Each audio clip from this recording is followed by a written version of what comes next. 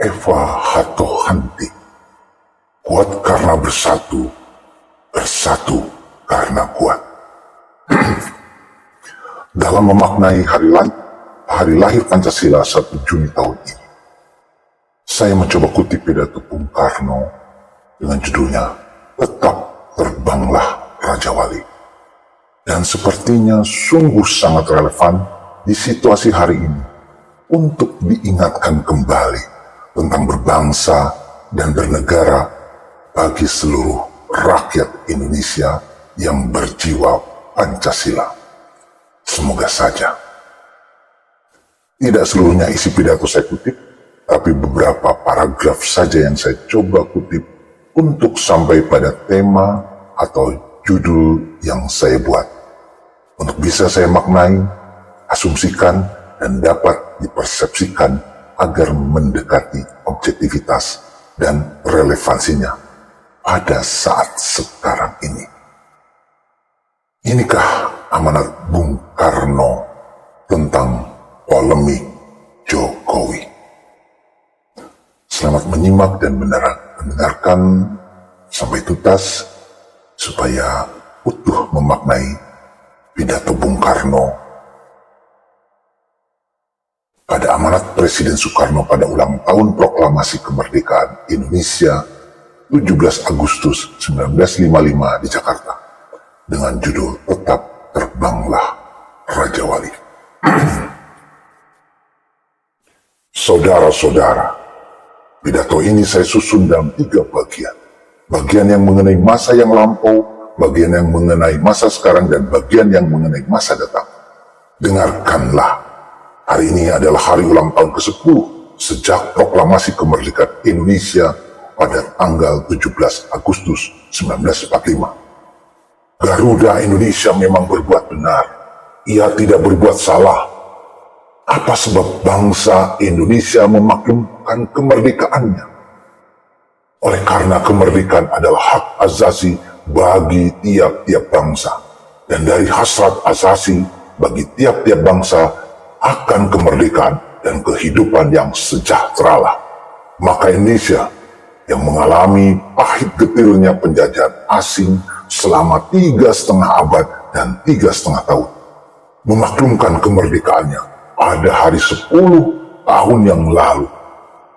Mungkin ada perbuatan-perbuatan bangsa Indonesia yang boleh dinamakan salah, tetapi memaklumkan kemerdekaan, memelihara kemerdekaan, mempertahankan kemerdekaan sampai tetes darah yang penghabisan dan sampai akhir zaman sekalipun, itu bukan perbuatan yang salah.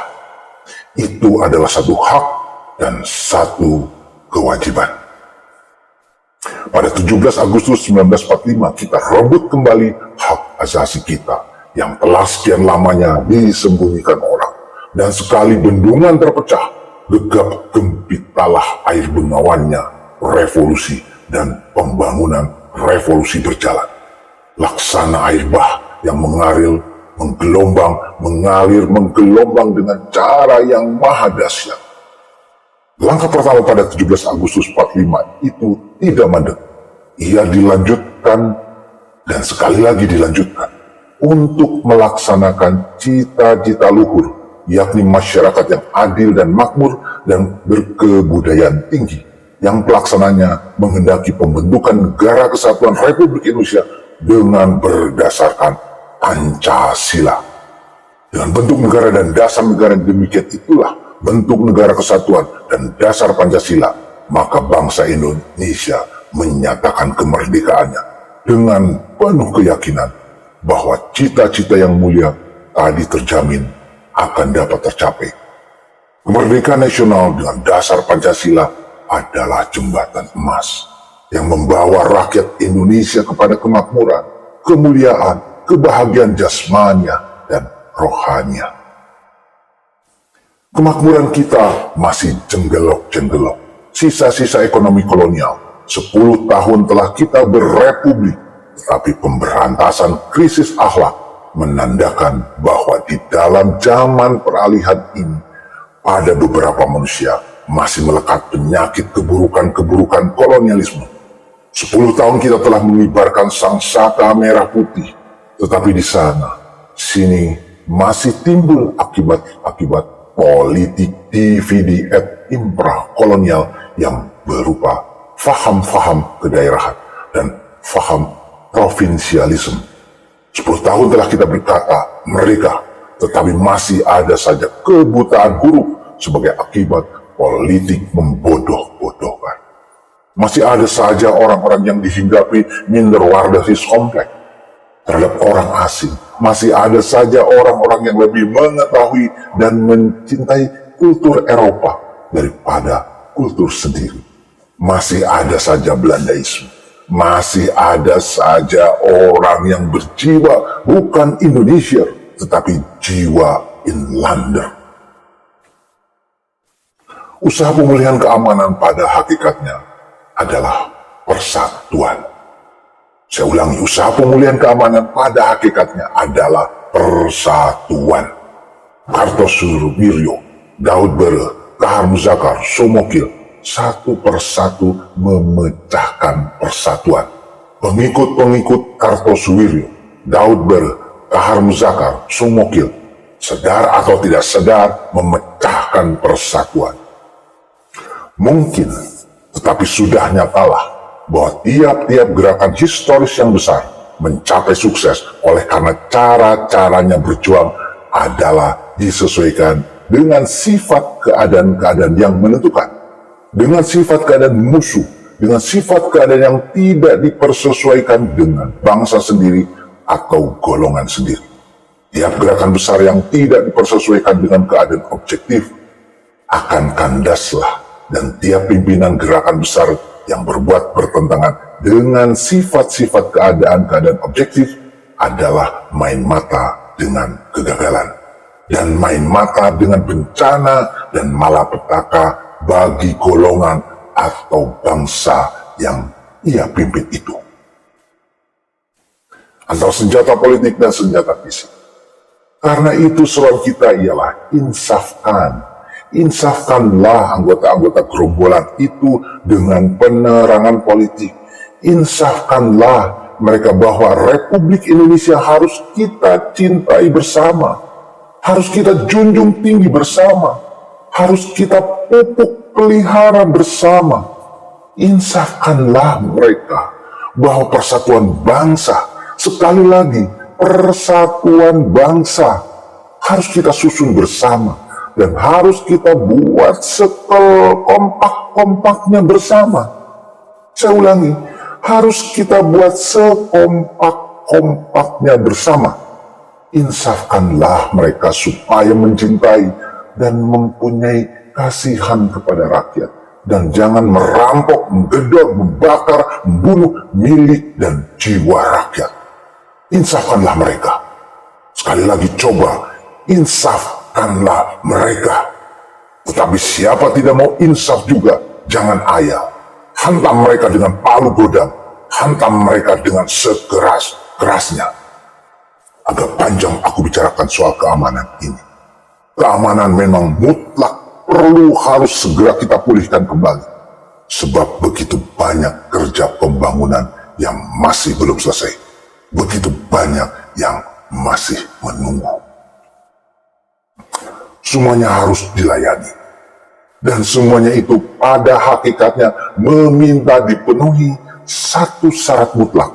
Negara. Dan sekali lagi, negara.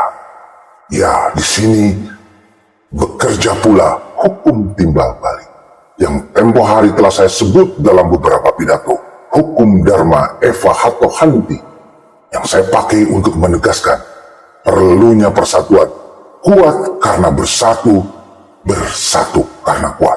Sekali lagi, kuat karena bersatu, bersatu karena kuat. Hukum Dharma Eva Hattohanti. Apa hukum timbal balik antara pembangunan dan negara? Tiap-tiap si fulan dapat menjawab dengan mudah, membangun untuk negara dan negara untuk membangun. Membangun di segala lapangan agar supaya negara menjadi kuat. Karena mempunyai negara yang kuat, maka kita bisa membangun di segala lapangan. Karena itu maka saya minta kepada pada segenap bangsa Indonesia, lebih-lebih lagi pada hari ulang tahun proklamasi yang 10 ini, supaya lebih dalam menginsafi dan mempraktekkan hidup ketatanegaraan. Semua lapisan, semua partai-partai, semua instansi-instansi, ya sampai kepada semua gerombolan di hutan-hutan pun saya panggil pada hari ini, supaya lebih menginsafi dan mempraktekkan hidup ketatanegaraan Republik Indonesia. Apa arti hidup ketatanegaraan?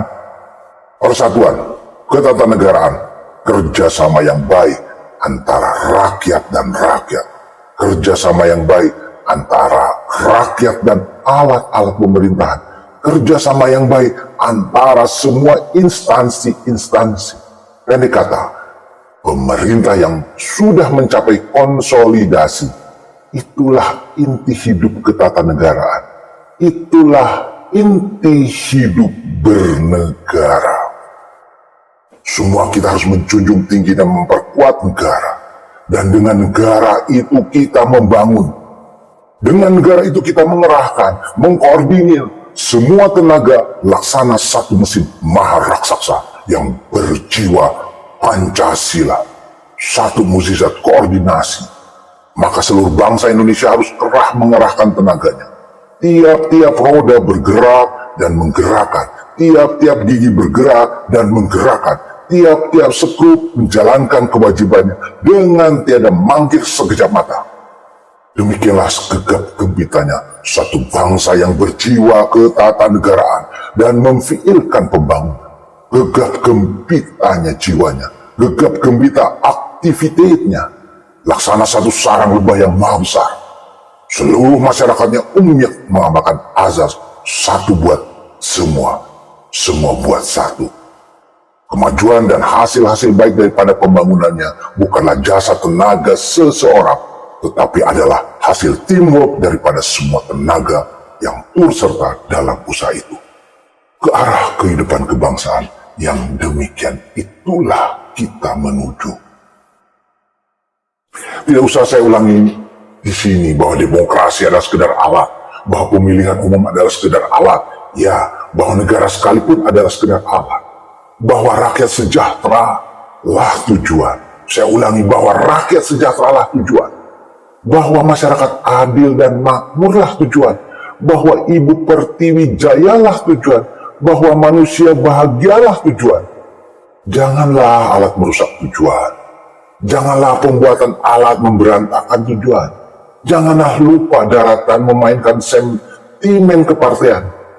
Janganlah nanti, ya, pemilihan umum dapat berlangsung, tetapi bangsa Indonesia terpecah belah, terobek-robek dadanya. Bahkan hangus terbakar dalam api saling dengki dan saling membenci bertahun-tahun lamanya. Bagaimanapun juga, peliharalah keutuhan bangsa. Aku heran, apakah orang lupa bahwa perjuangan kita ini pada mulanya ialah untuk menjunjung seluruh tanah air dari lembah lumpurnya penjajahan. Seluruh tanah air dengan seluruh rakyatnya. Kemerdekaan harus meliputi seluruh rakyat. Kemakmuran dan kesejahteraan harus meliputi seluruh rakyat. Kebudayaan nasional harus dinikmati seluruh rakyat. Kemajuan ilmu pengetahuan harus dimiliki seluruh rakyat. Karena itulah maka diformulirkan Pancasila, pemersatu seluruh rakyat. Dan memang, siapa berani membantah bahwa proklamasi 17 Agustus adalah jaya, justru karena didukung oleh seluruh rakyat? Siapa berani membantah bahwa negara-negara bagian ambyuk ke dalam negara kesatuan oleh karena tenaganya persatuan bangsa? Di zaman Jogja masih ada pemimpin-pemimpin yang berani berkata, my loyalty to my party ends. Saya ulangi, my loyalty to my party ends where my loyalty to my country begins. Di manakah pemimpin yang demikian itu pada waktu menghadapi pemilihan umum sekarang ini? Rupanya orang mengira bahwa sesuatu perpecahan di muka pemilihan umum atau di dalam pemilihan umum selalu dapat diatasi nanti sesudah pemilihan umum itu. Hantam kromo saja memainkan sentimen sebelum pemilihan umum itu. Orang lupa ada perpecahan yang tak dapat disembuhkan lagi. Ada perpecahan yang terus memakan, terus menggerantas, terus membaji dalam jiwa sesuatu rakyat. Sehingga akhirnya memecah belahkan keutuhan bangsa. Bahkan kadang-kadang meledak sedahsyat-dahsyatnya menjadi peperangan sama sekali. Celaka bangsa yang demikian itu. Celaka negara yang demikian itu. Bertahun-tahun, kadang-kadang berwindu-windu, ia tak mampu berdiri kembali. Bertahun-tahun ia laksana hendak blood-blooden, kehilangan darah yang keluar dari luka tubuhnya sendiri. Karena itu, segenap jiwa ragaku berseru kepada bangsa ini, kepada bangsa Indonesia, terlepas dari ideologi apapun. Jagalah persatuan, jagalah keutuhan. Bukan hanya oleh karena aku ini presiden yang berdiri di atas semua partai dan semua golongan, maka aku bersatu demikian. Aku menyerukan persatuan dan keutuhan oleh karena aku seorang patriot, oleh karena aku pecinta kemerdekaan nasional, oleh karena aku pencinta rakyat jelata yang juga mengingini persatuan. Oleh karena aku ini sedikit banyak ikut berjuang berpuluh tahun, dan oleh karena aku sedikit banyak ikut pula berkorban untuk mempersatukan bangsa Indonesia dan untuk mencapaikan kemerdekaan bangsa Indonesia. Rela aku meninggalkan istana merdeka ini untuk mengabdi kepada persatuan dan kemerdekaan bangsa sebagai patriot saja dan tidak sebagai presiden. Kita sekalian adalah makhluk Allah. Dalam menginjak waktu yang akan datang, kita ini seolah-olah adalah buta. Ya, benar kita merencanakan, kita bekerja, kita mengarahkan angan-angan kepada suatu hal di waktu yang akan datang. Tetapi pada akhirnya, Tuhan pula yang menentukan. Justru karena itulah, maka bagi kita sekarang adalah satu kewajiban untuk senantiasa memohon pemimpin kepada Tuhan. Tidak semua manusia berhak berkata, aku sajalah yang benar, orang lain pasti salah, golonganku, partaiku sajalah yang benar, partai lain pasti salah. Orang yang demikian adalah orang yang mutlak-mutlakan, yang sombong, yang egosentris, yang eksklusif, orang yang tenggelam dalam ekstremitas. Ekstremitas, orang yang tak mungkin dapat menjalankan toleransi. Orang yang sama sekali engsih buat demokrasi. Orang yang demikian itu pada batinnya adalah orang fasis. Orang yang demikian itu akhirnya lupa bahwa hanya Tuhan sajalah yang memegang kebenaran. Bangsaku, kembalilah kepada persatuan. Bangsaku, kembalilah kepada persatuan. Terlalu besar risiko yang kita ambil buat kemudian hari. Kalau kita sekarang tidak mengamalkan sekedar pengekangan sentimen. Lagi pula, lupakah kita bahwa revolusi nasional belum selesai? Kok kita lebih sibuk mencari salahnya orang lain daripada memikirkan melanjutkan revolusi nasional? Lupakah kita bahwa Iran Barat masih merintih-rintih di bawah telapak kaki imperialisme? Kok kita lebih sibuk menghantam partai orang lain daripada menghantam remuk redam imperialisme yang masih bercokol di Iran Barat itu? Bukan persoalannya yang ruwet, tapi penglihatan kita bersamalah yang meruwetkan persoalan itu. Akhirnya keruwetan penglihatan itu menjerat leher kita sendiri. Tele-tele kita megap-megap, tak mampu bernafas dan berpikir sehat lagi. Tele-tele kita tak melihat jalan keluar sama sekali. Ya, kita laksana makin lama makin dalam, terseret ke dalam air putarnya salah anggapan tentang demokrasi. Makin lama makin hampir terlelap sama sekali dalam air putarnya misbah tentang demokrasi. Demokrasi kita telanjangi dari ageman-agemannya yang bernama self-disiplin dan nasional disiplin. Kita telanjangi bulat-bulat dari busana-busananya pengetahuan diri. Maka macam-macam penyakit menghinggapilah kehidupan kita sebagai masyarakat dan sebagai negara. Ambillah misal soal gesah. Tidakkah gesah di Indonesia ini sering kurang sehat, kurang segar bugar, karena masyarakat dihinggapi penyakit yang berasal dari misbahrin tentang demokrasi itu? Tiap-tiap hidung merasa dirinya berhak menentang gesah, karena katanya demokrasi. Kita di waktu-waktu yang lahir ini banyak berbicara tentang bagaimana mengembalikan gesah. Kita banyak menyebut-nyebut adanya krisis gesah. Bagi saya, hal itu bukanlah hal baru. Beberapa tahun yang lalu dari tangga Istana Merdeka ini, saya sudah mensinyalir adanya krisis gesah. Beberapa tahun yang lalu saya sudah berbicara tentang kewibawaan gesah. Beberapa tahun yang lalu saya sudah mengajarkan mengembalikan gesah ke atas singgah sananya kewibawaan gesah. Karena itu kita tak perlu saya sekarang banyak bicara tentang hal ini. Terkait dengan hal itu, tetapi ketahuilah, kewibawaan adalah hanya satu faktor saja yang masih memerlukan komponen yang lain. Ia masih memerlukan satu pelengkap yang lain. Agar supaya gesah berkewibawaan, maka perlu adanya onsah kepada gesah. Onsah dalam arti hormat terhadap gesah, bukan onsah dalam arti takut. Gesah soner onsah bukanlah gesah. Gesah soner onsah adalah sama dengan togok berbaju raja, atau sama dengan seorang tolol berbaju jenderal. Sekali lagi ya, benar Republik kita dilahirkan di dalam api.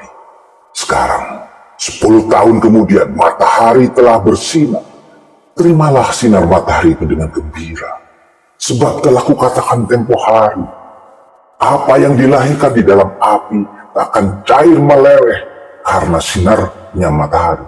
Malahan makin sehatlah hendaknya kita tersiram oleh sinar sang surya itu. Makin tumbuh, makin gagah perkasa, makin hebat, makin kuat, makin menggatuk kaca.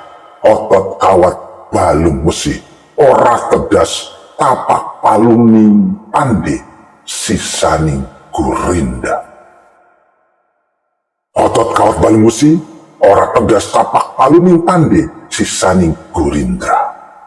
Tahukah saudara-saudara, apa yang bisa mencairlelehkan kita? Kita bisa cair leleh bukan karena sinarnya sang surya, tapi karena kelemahan-kelemahan kita sendiri. Karena penyakit-penyakit dalam tubuh kita sendiri. Karena misbahrin. Kita bisa cair leleh karena perpecahan kita sendiri. Karena misbahrin kita sendiri. Karena kekurangan idealisme nasional kita sendiri. Karena ketidaksepian pamrih kita sendiri. Kita bisa cair leleh karena hasad, karena dengki, karena mengkelompokkan diri zona aturan, karena lupa daratan mencari kebenaran sendiri, karena menyalahi prinsip nasional dan mengutamakan prinsip golongan. Kita bisa cair leleh karena belief kita kepada kekuatan nasional kita biarkan menjadi morat-marit. Kita bisa cair leleh karena mencair lelehkan diri kita sendiri. Ya, tujuan memang belum tercapai. Berjalanlah kita terus. Apa? Adakah yang terputus asa di antara kita? Adakah yang berpatah semangat karena melihat jalan masih jauh? Menolehlah ke belakang sebentar. 10 tahun kita berjalan, 10 tahun kita berjuang, 10 tahun kita membanting tulang, 10 tahun kita sering-sering menderita, 10 tahun kita sering-sering berobat, malah kadang-kadang rasa remuk segala-galanya. Tapi tidak 10 detik kita remuk dalam semangat. Tidak 10 detik kita menyesal. Tidak 10 detik kita berpatah hati tekad. Dengan api keramat nasional itu di dalam kalbu, mari berjalan terus. Dengan api keramat nasional itu di dalam kalbu, insya Allah kita dapat berjalan terus. Sebab api keramat itu asalnya dari pembuat alam ini juga. Asalnya dari Allah Rabbul Alamin juga. Asal kita tetap melalui jalan diridhoi oleh Allah Rabbul Alamin itu, kita nanti pasti mencapai tujuan, tempat tujuan juga. Sekali merdeka, tetap merdeka, merdeka buat selama-lamanya. Sekian, terima kasih. Di bawah bendera revolusi oleh Insinyur Soekarno, jilid kedua, cetakan kedua, panitia penerbit di bawah bendera revolusi 1965. Glenn Fortuna de la Fortiga, Nice Concept Strategic Solution de la Forte Reinforcement.